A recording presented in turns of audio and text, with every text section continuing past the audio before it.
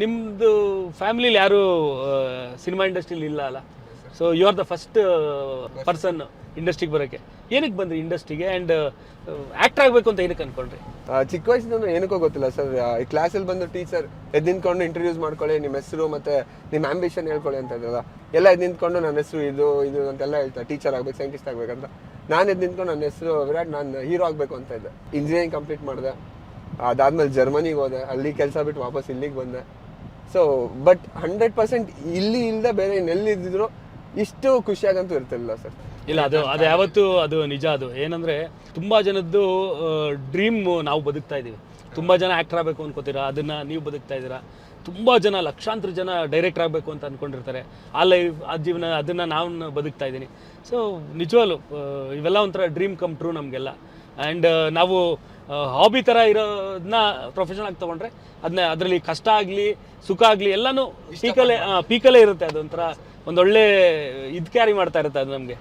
But 100% sir, ನೀವು ಹೇಳಿದ್ದು ಎಷ್ಟು ಕರೆಕ್ಟ್ ಅಂದರೆ, ನಾವು ಏನನ್ನ ಸ್ಟ್ರಾಂಗ್ ಆಗಿ ಇಷ್ಟಪಡ್ತೀವೋ ಅದನ್ನ ಮಾಡೋದ್ರ ಮಜಾನೇ ಬೇರೆ ಸರ್. ಅಂದರೆ ಬೇರೆ ಕಡೆ ಎಷ್ಟೇ ಕೋಟಿ ಬರ್ತಿರ್ಲಿ ಅಥವಾ ಏನೇ ಇದ್ರೂ ಇಲ್ಲಿರೋಷ್ಟು ತೃಪ್ತಿ ಅಂತೂ ಇರ್ತಿರ್ಲಿಲ್ಲ.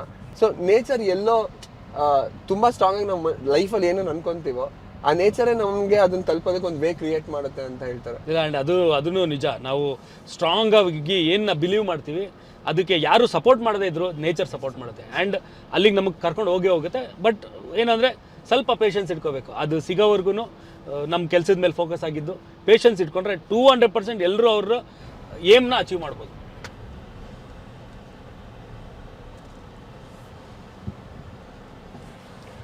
ಸರ್ ಇದೇನು ಸರ್ ಇಲ್ಲಿ ನಿಲ್ಲಿಸಿದ್ದು? ಏನೋ ಸ್ಪೆಷಲ್ಲಾ? ಒಂದು ನಿಮಿಷ ವಿರಾಟ್. ಸರ್ ಎಲ್ಲಿಗೆ? ನೇಚರ್ ಕಾಲಾ? ಇಲ್ಲ, nature is calling. Nature is calling. Sir wait sir, ನಾನು ಬರ್ತೀನಿ.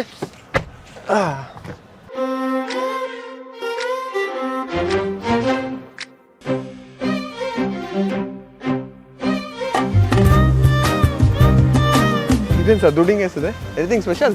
ಇಲ್ಲ, ನಮ್ಮ ತಂದೆ ಯಾವಾಗಲೂ ಬೆಂಗಳೂರಿಂದ ಮೈಸೂರಿಗೆ, ಮೈಸೂರಿಂದ ಬೆಂಗಳೂರಿಗೆ ಹೋದಾಗೆಲ್ಲ ಕಾವೇರಿ ನದಿಗೆ ದುಡ್ಡು ಕಾಸು ಹಾಕೋರು.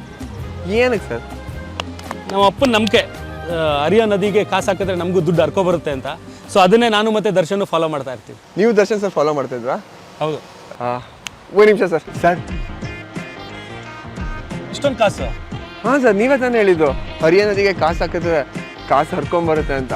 ಬನ್ನಿ ಸರ್, ಹೆಂಗಿರು ನಮ್ಮ ರಾಯಲ್ ಸಿನಿಮಾ ರಿಲೀಸ್ ರೇಡಿದೆ, ಇಬ್ರು ಸೇರಿ ಪ್ರತಿ ಥಿಯೇಟ್ರಲ್ಲೂ ನಮಗೆ ಕಾಸು ಇದೇ ಥರ ಹರ್ಕೊಂಬರಲಿ ಅಂತ ದುಡ್ಡು ಹಾಕೋಣ. Super Virat, extraordinary. Guarantee news, ಸುದ್ದಿ ಖಚಿತ, ನ್ಯಾಯ ನಿಶ್ಚಿತ.